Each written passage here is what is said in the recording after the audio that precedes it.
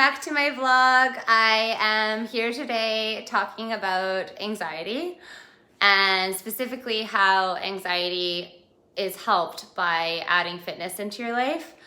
And I want you guys to listen because I feel like a lot of the time we build working out up into this huge event that we need to do in our lives, which if you're somebody that has anxiety, tends to give you more anxiety.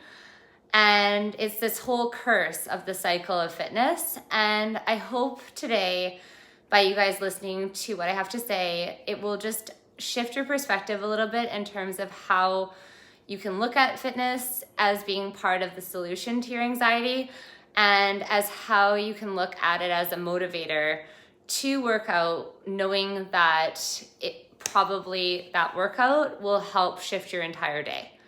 So stick around. I'm gonna give you a couple pointers and hopefully you'll learn something just by following along with this video. Okay, so this has been a huge lesson that I've had to learn the hard way over the years.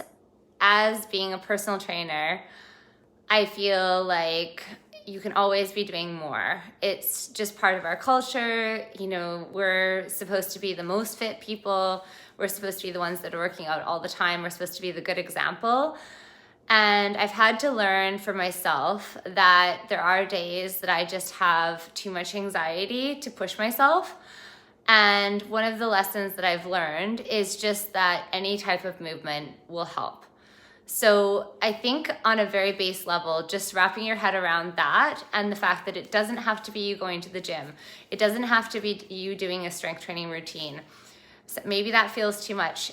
Just literally going out and walking for 10 to 15 minutes could be enough, as long as you're getting your heart rate up a little bit, to shift your entire focus. And basically on a very baseline level, that is one of the main functions of fitness in terms of helping you with your anxiety. Because I know for myself, when anxiety comes on, for me, it comes on more as a generalized feeling. So I just feel really on edge. And I know a lot of my clients feel the same way. And when I'm feeling that way, it's not like I'm thinking about one thing and obsessing and I'm anxious, for instance, because I have a job interview or anything. It just comes on as a general wave of feelings. So it's not that I'm working out to necessarily divert my attention from something that's inevitable. It's more I'm trying to elevate my heart rate so that I get blood flow, so that I shift my body into a different state of being. So that is my first point.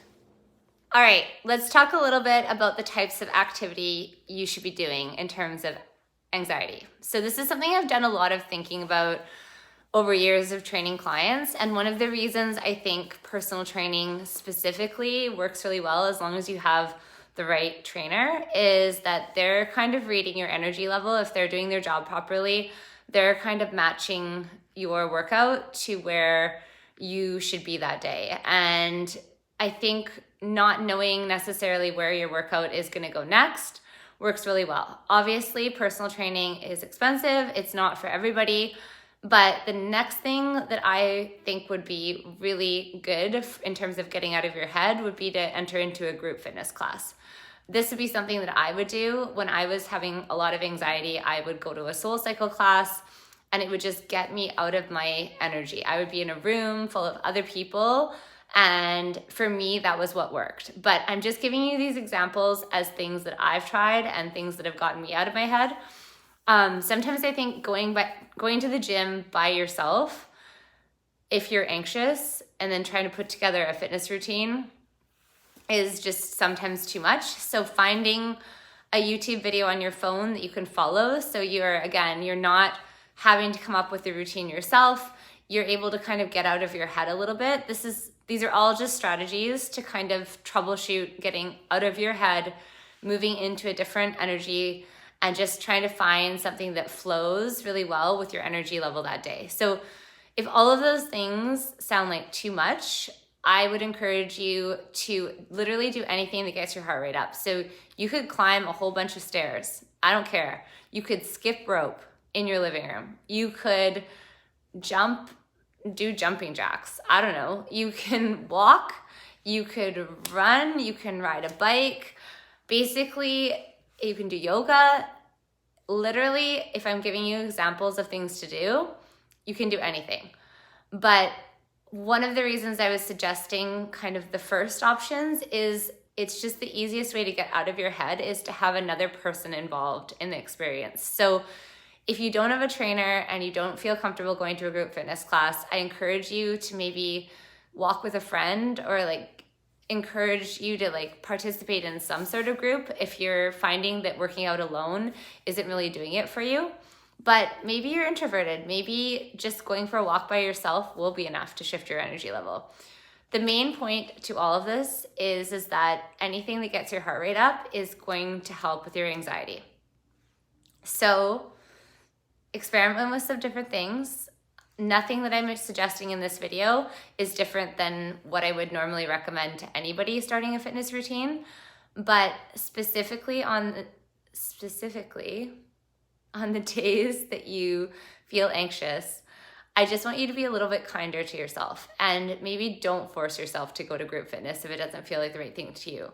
And if a walk feels right, then don't beat yourself up that you only walked that day, okay?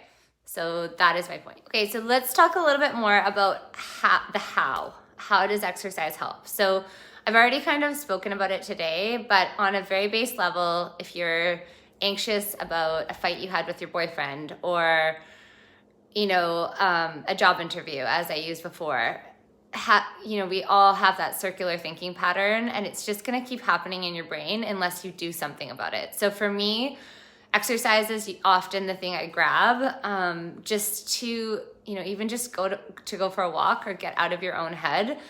It shifts things in your body. So what does it shift? It gets your heart rate up. So that is one key point. In order for this to work, you have to get your heart rate up, because you want to shift your body into a different state of being, okay?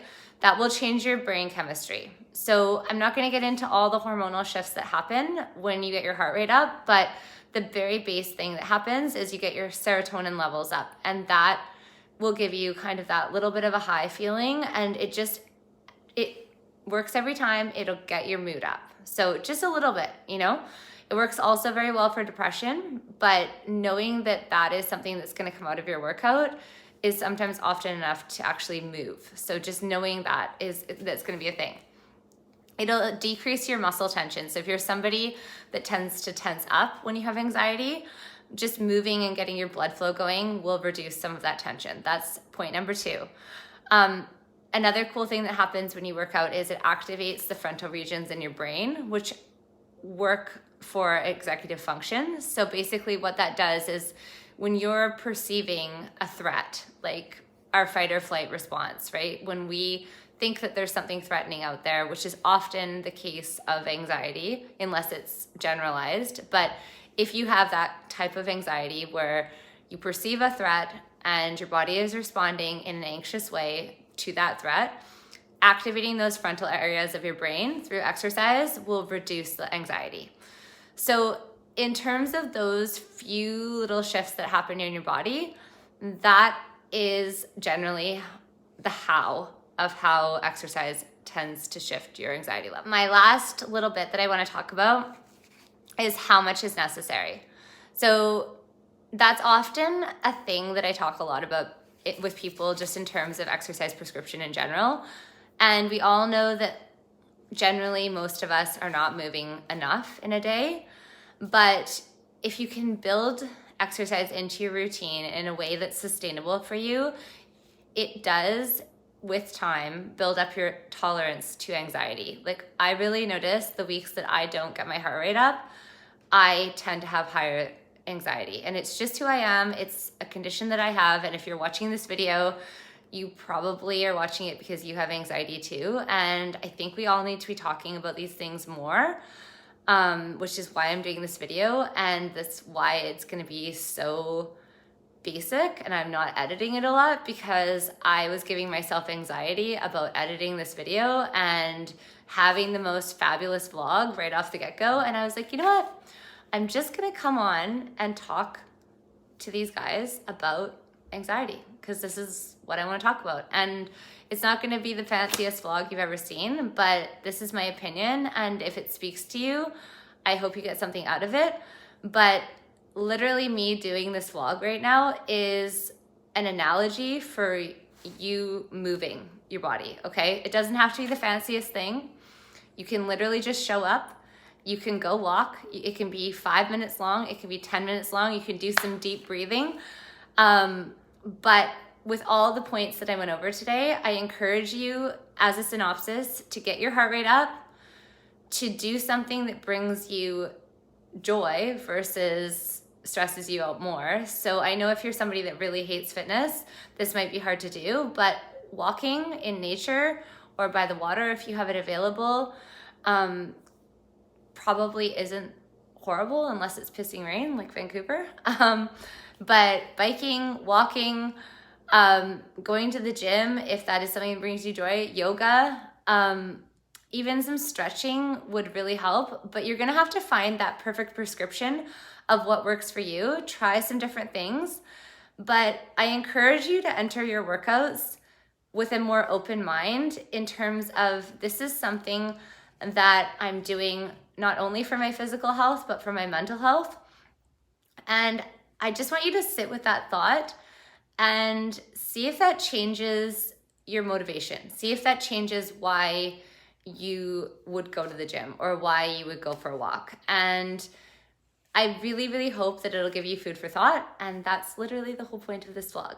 So thank you for joining me. I'm sorry it's not fabulously edited, but I just wanted to do this really quickly. And I wanted to make sure I was staying consistent with my vlogs. So if you guys are enjoying this type of content, please like below, subscribe. I'm just learning about YouTube and I'm trying to share some of the tidbits that I've learned over the years.